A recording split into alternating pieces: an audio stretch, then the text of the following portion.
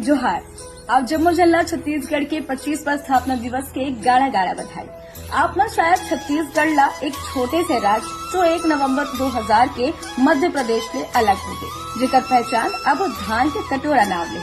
अतना जानत हो ज्यादा से ज्यादा भारत के 26वां राज्य के नाम ले जानत हो, लेकिन का आप मन ला पता है कि ये छोटे से राज्य में कितना कुछ है जो ये राज्य ला बड़े बनाते। अगर नहीं तो सुन लो।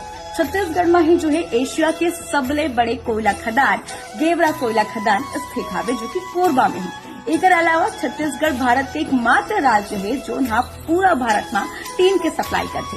भिलाई स्टील प्लांट जो कि भिलाई में स्थित है, ये भारत के पहले ऐसे प्लांट रही से जो यहाँ भारत के रेल लाइन में अपन योगदान दे रही से और ये छत्तीसगढ़ में स्थित है। एक अलावा छत्तीसगढ़ के मनेन्द्रगढ़ में ही जो है एशिया के सबले बड़े फॉसिल पार्क स्थित है। संगे सर छत्तीसगढ़ में 42 ले भी ज्यादा जो है जनजाति के वास हवे।